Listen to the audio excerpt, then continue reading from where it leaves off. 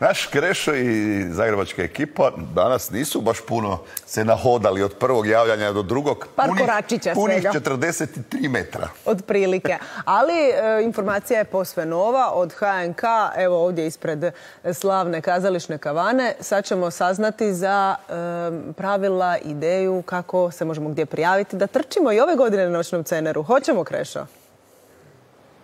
Dobro jutro, Doris, Mirko, ja znam da ste se vi prijavili, stoga ću sutra malo prije 19 doći na trg Bana Jelačića da vas podržimo, jel tako?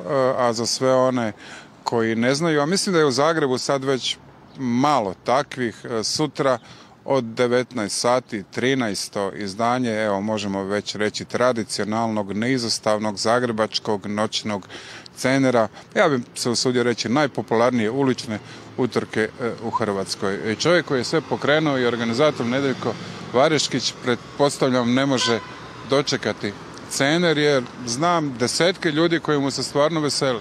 Jedva čekam, ja s ove strane organizacije jedva čekam da prođe, naravno, a trkači jedva čekaju da startaju i da dokažu koliko su trenirali zadnjih mjeseci. Što nas čeka na 13. izdanju Cenera?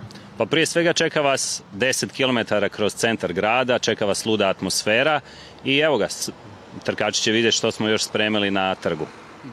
3100 trkača, natjecatelja, rekreativaca i rekli ste da je to otprilike to da ne treba povećavati broj jer da bi se pokvario doživljaj. Pa staza ne bi mogla primiti više trkača jer je kružna, imamo jedan mali i dva velika kruga, već se počnu oni prelaziti u drugom krugu, tako da sve više od ovoga bi bilo previše.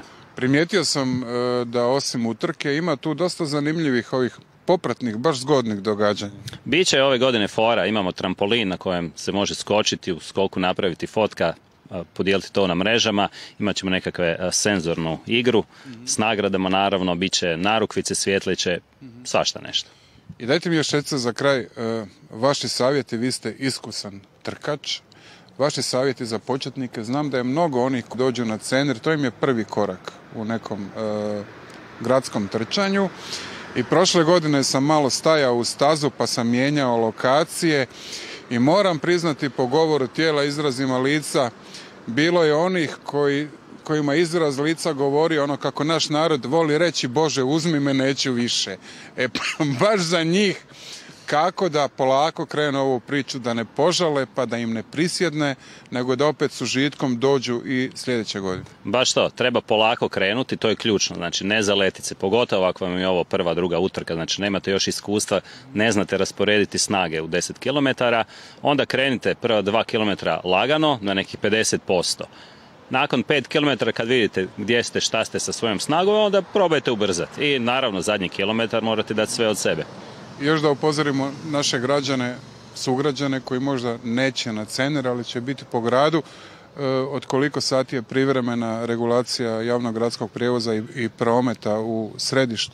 Pa mi smo građanima zalijepili jedne obavijesti na ulazna vrata, imaju po medijima dosta toga, dakle ovo što ste rekli, negdje oko 18:30 do 19 bit će zatvoren tramvajski promet preko trga zbog snimanja jednog filma, onda idemo i mi na to, dakle utrka je od 19 do 20:15, tako da znači između 18:30 i 20:15 tramvaj neće ići preko trga, iće okolnim trasama, također po trasi kojom se održava utrka neće se odvijati cestovni promet, nego će biti privremena prometna regulacija.